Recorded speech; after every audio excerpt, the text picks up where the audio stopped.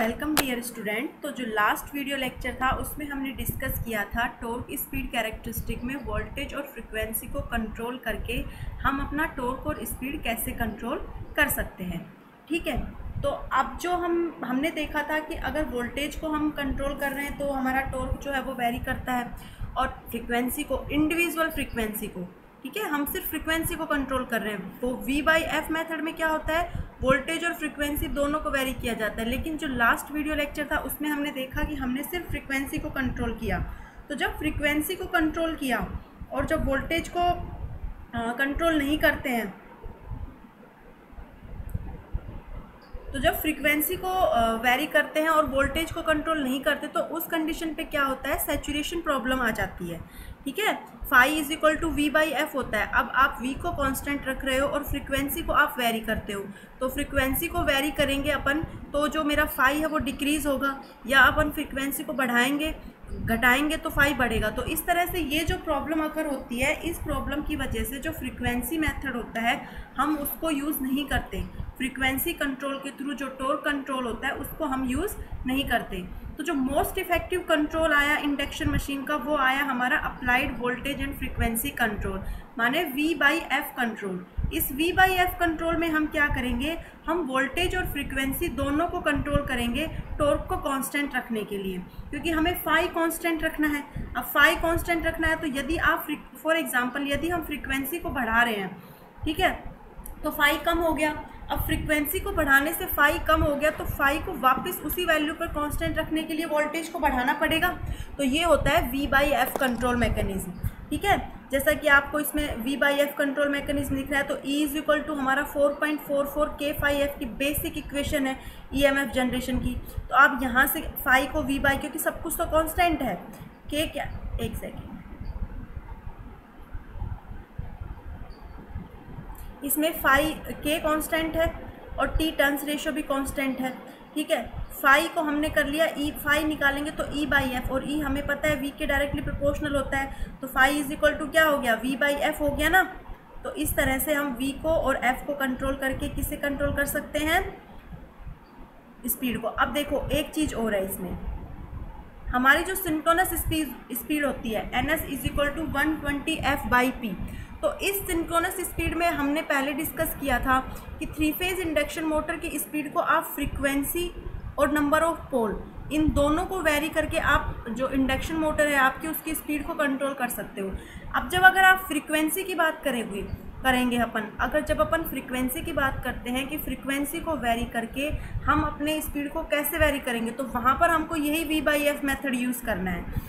Number of पोल को अगर आप वेरी करते हो स्पीड को वेरी करने के लिए, तो नंबर ऑफ़ पोल जो होते हैं वो हमारे किसी भी मशीन की अगर बात करें तो डिज़ाइनिंग के समय ही फिक्स हो जाता है।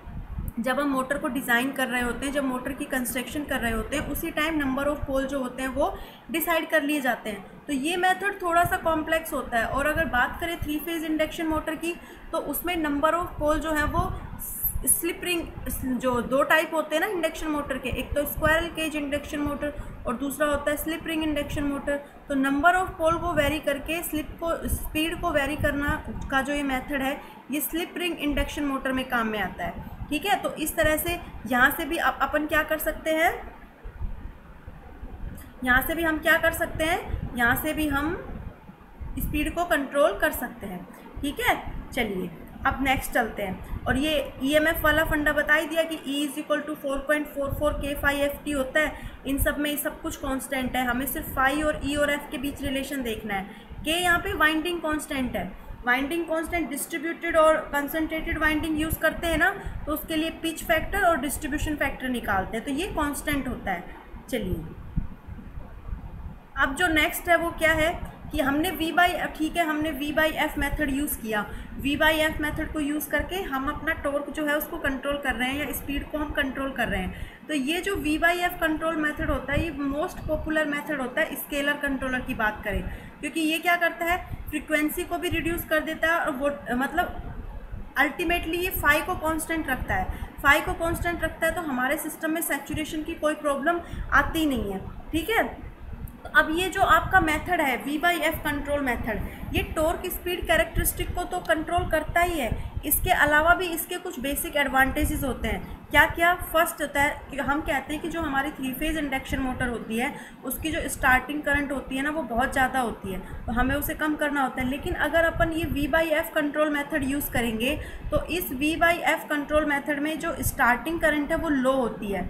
सेकंड, इसका जो ऑपरेटिंग रीजन होता है स्टेबल ऑपरेटिंग रीजन, मतलब जो जिस रीजन में ये मोटर स्टेबली काम करती है वो ऑपरेटिंग रीजन क्या हो जाता है? इंक्रीज़ हो जाता है।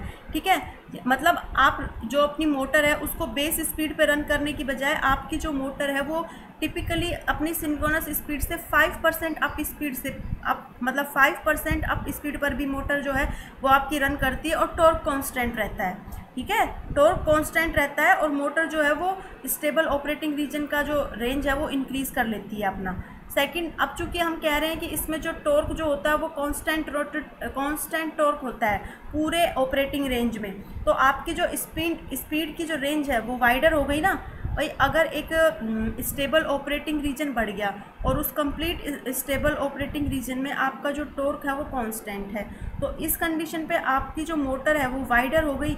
आप मोटर को डिफरेंट स्पीड पर यूज़ कर सकते हो, उसकी एप्लीकेशंस जो है वो इंक्रीज़ हो गई। तो इस तरह से ये जो मोटर है ये according to the load requirement higher efficiency को अचीव करती है। इसके अलावा जो इसका नेक्स्ट जो एडवांटेज है वो नेक्स्ट एडवांटेज क्या है कि जो सबसे इम्पोर्टेंट है कि ये सॉफ्ट स्टार्ट कैपेबिलिटी होती है इस मोटर की। मतलब ऐसा नहीं है कि जैसे ही आपने मोटर को स्टार्ट किया तो एकदम से ये फुल लोड पे चली जाएगी। इसकी जो स्टार्टिंग कैपेबिलिटी होती है वो सॉफ्ट स्टार्ट कैपेबिलिटी होती है, जो धीरे धीरे मोटर को रैंप करती है उसकी स्पीड पर, ना कि उसके एकदम से ऑन कर देगी और एकदम से ऑफ कर देगी। ठीक है, मतलब अब्रप्टली उसको थ्रो ऑन और ऑफ नहीं करती, ये धीरे धीरे सॉफ्ट या स्मूथनिंग स्टार्टिंग और स्मूथनिंग जो है वो एंडिंग होती है इसकी। तो ये इसका मोस्ट एडवांटेज होता है। तो इन सब मेथड की वजह से या इन सब रीजंस की वजह से जो आपका V/F मेथड जो होता है वो बहुत ही ज़्यादा बेनिफिशियल मेथड होता है। अब देखिए, ये आपका टॉर्क है और ये आपकी फ्रीक्वेंसी है। अब ये omega E by omega base का क्या मतलब है? ओमेगा ई तो आपकी वर्किंग और बी आपकी बेस फ्रीक्वेंसी है। अगर आप आर्मेचर कंट्रोल की बात करोगे तो वो हमेशा बेस फ्रीक्वेंसी से बिलो पे काम करेगा, और अगर आप फील्ड कंट्रोल मेथड की बात करेंगे अपन तो वो हमेशा बेस फ्रीक्वेंसी से अबो पे काम करता है। तो ये ग्राफ है, इस ग्राफ को हम पहले भी रन कर चुके हैं लेकिन कांस्टेंट V/F रेशियो के साथ। देखिए, जब हम इंडिविजुअल फ्रीक्वेंसी की बात कर रहे थे लास्ट वाले वीडियो लेक्चर में, जब हमने इंडिविजुअल फ्रीक्वेंसी की बात की, सिर्फ हम फ्रीक्वेंसी को बढ़ा रहे हैं, तो हमने देखा था कि ये जो ग्राफ था वो कुछ डिक्रीजिंग लूप का आया था। लेकिन यहाँ पे ऐसा नहीं है, यहाँ पे जो टॉर्क है आपका वो कांस्टेंट है, मैक्सिमम टॉर्क जो है वो आपका कांस्टेंट है ना, तो ये कांस्टेंट V/F मेथड से ये ऑब्टेन हुआ है। चलिए, तो ये सिंपली V/F कंट्रोल मेथड हो गया। अब V/F कंट्रोल मेथड जो होता है, अगर अपन बात करें typical torque speed curve of fan and pump load की, तो जो फैन और पंप लोड होते हैं उनके लिए जो टॉर्क स्पीड जो कर्व होता है वो सिंपल वही V/F कंट्रोल मेथड है जो हम यहाँ पढ़ चुके हैं। ये जो अपन पढ़ रहे हैं ना, ये जो हमने पढ़ा है, ये सिंपल V/F कंट्रोल मेथड जो है ये सिंपल फैन और पंप लोड के लिए भी एप्लीकेबल होता है। ठीक है, तो इस V/F में आपको दिख रहा होगा कि जो आपका मैक्सिमम टॉर्क है वो एक पर्टिकुलर स्पीड को अचीव करने के बाद ऑलमोस्ट कांस्टेंट रहता है। तो इसलिए V/F कंट्रोल मेथड को क्या किया जाता है? यूज़ किया जाता है। चलिए, अब नेक्स्ट जो चीज़ आता है वो होता है ऑपरेटिंग पॉइंट। देखिए, हमने कहा कि हम अपनी टॉर्क स्पीड कैरेक्टरिस्टिक को कंट्रोल कर रहे हैं, चाहे तो आप फ्रीक्वेंसी को कंट्रोल कीजिए, चाहे आप स्टेटर सप्लाई वोल्टेज को कंट्रोल करें, चाहे V/F को, चाहे नंबर ऑफ पोल को, हम किसी भी एक मेथड को यूज़ करके हमारी स्पीड को कंट्रोल कर रहे हैं। लेकिन ऑपरेटिंग पॉइंट भी तो होता है ना कि इस पर्टिकुलर पॉइंट पर आपका सिस्टम ऑपरेट करना चाहिए। अगर हम एनालॉग इलेक्ट्रॉनिक्स की बात करते हैं तो वहाँ पर हमारा BJT होता है, MOSFET होता है। वहाँ क्या होता है, इनकी जो कैरेक्टरिस्टिक होती है, इनकी जो कैरेक्टरिस्टिक इक्वेशंस होती है, उन कैरेक्टरिस्टिक इक्वेशन को जहाँ भी आपकी लोड लाइन कट करती है वही पॉइंट जो होता है आपका ऑपरेटिंग पॉइंट कहलाता है। जैसे BJT की अगर अपन बात करते हैं तो वहाँ पे जो उसकी स्लोप होती है वो -1/RL होती है। अगर मैं कॉमन एमीटर बाईपास यूज़ कर लेती हूँ तो RL + RC हो जाता है। तो यहाँ पर भी हमें ऑपरेटिंग पॉइंट जो होता है उसको डिफाइन करना होता है। तो ऑपरेटिंग पॉइंट जो होता है क्या होता है? ऑपरेटिंग पॉइंट किसी भी सिस्टम का इंटरसेक्शन पॉइंट होता है किसी भी टॉर्क स्पीड कर्व का और उस मशीन का। क्या होता है मतलब कि सपोज मानिए आपने जो भी मशीन यूज़ की उसका कुछ टॉर्क एंड स्पीड कर्व होगा। अब उस टॉर्क स्पीड का कर्व, उस पर्टिकुलर मशीन की टॉर्क और स्पीड का कर्व, और साथ में जो मशीन आपने यूज़ कर रहे हो या उस जो भी लोड आप यूज़ कर रहे हो उनका जो इंटरसेक्शन पॉइंट होगा वही आपका क्या कहलाता है, ऑपरेटिंग पॉइंट कहलाता है। ठीक है, और ये दोनों जो डिवाइस होती हैं आपकी, ठीक है, जो भी ड्राइव आप यूज़ कर रहे हो उसका टॉर्क स्पीड कर्व, मतलब मशीन से जिसको चलाना है उसका टॉर्क स्पीड कर्व, और जो जिससे आपको चलानी है उसकी कैरेक्टरिस्टिक का जो इंटरसेक्शन पॉइंट है वही आपका ऑपरेटिंग पॉइंट कहलाता है। अब ये जो दोनों डिवाइस आप यूज़ कर रहे हो ये दोनों एक दूसरे के साथ एक शाफ्ट से लिंक्ड होती हैं आइडेंटिकली। ठीक है, जो ड्राइव है वो टॉर्क प्रोड्यूस करेगी जो दोनों डिवाइसेस को रन करेगी, तो जो मशीन है वो काउंटर टॉर्क प्रोड्यूस करेगी, अपोज करेगी ना। भाई कोई भी जड़त्व का नियम क्या कहता है, अगर कोई वस्तु स्थैतिक है, स्टैटिक कंडीशन में है तो वो उसी में रहने का प्रयास करती है, लेकिन अगर कोई उसमें मूव कराने का कोशिश करता है तो वो उसका अपोज करती है। तो यहाँ पे यही होगा, जो ड्राइव आपने यूज़ किया वो टॉर्क प्रोड्यूस करेगी, जो दोनों रोटर जो हैं उनको रोटेट करने का काम करती है, दोनों डिवाइसेस को रोटेट करती है, लेकिन जो मशीन है वो अपना काउंटर टॉर्क प्रोड्यूस करती है, मतलब वो उस डिवाइस के अपोजिट में टॉर्क प्रोड्यूस करती है। ठीक है, तो इसी वजह से मोटर मूव करती है। तो ये होता है हमारा, इस तरह से ऑपरेटिंग पॉइंट का जो इंटरसेक्शन होता है वो होता है। अब यदि ड्राइवर की जो स्पीड है वो इंक्रीज़ होती है तो इसका मतलब क्या हुआ कि आपका जो ड्राइविंग टॉर्क है वो काउंटर टॉर्क से ज़्यादा हो गया, लेकिन यदि आपकी ड्राइव की जो स्पीड है वो कम होती है इसका मतलब आपका काउंटर टॉर्क जो है वो हायर हो गया ड्राइविंग टॉर्क से। लेकिन ऑपरेटिंग कंडीशन ऐसा पॉइंट होता है, या ऑपरेटिंग पॉइंट वो पॉइंट है जहाँ पर आपका ड्राइविंग टॉर्क और काउंटर टॉर्क जो होता है वो दोनों बैलेंस हो जाते हैं, जिससे आपकी स्पीड जो है वो आगे वेरी नहीं करती है। आई होप आप समझ गए कि क्या ऑपरेटिंग पॉइंट का मतलब क्या है। देखो, जिस भी ड्राइव को आपको चलाना है और जिस मशीन से आपको चलाना है उन दोनों की जो कैरेक्टरिस्टिक होती हैं उन दोनों का इंटरसेक्शन पॉइंट जो होता है वो ऑपरेटिंग पॉइंट कहलाता है। ठीक है, अब होता क्या है कि जैसे ही जो ड्राइव है वो रोटेट होती है तो वो एक टॉर्क प्रोड्यूस करती है, तो मशीन अपना काउंटर टॉर्क प्रोड्यूस करती है। यदि ड्राइव का टॉर्क, जिसे हम ड्राइविंग टॉर्क कहते हैं, वो अगर डिक्रीज़ होता है इसका मतलब आपका काउंटर टॉर्क इतना ज़्यादा है कि उसने उसको रन नहीं किया, लेकिन यदि वो इंक्रीज़ होता है तो इसका मतलब आपका ड्राइविंग टॉर्क काउंटर टॉर्क से ज़्यादा हो गया।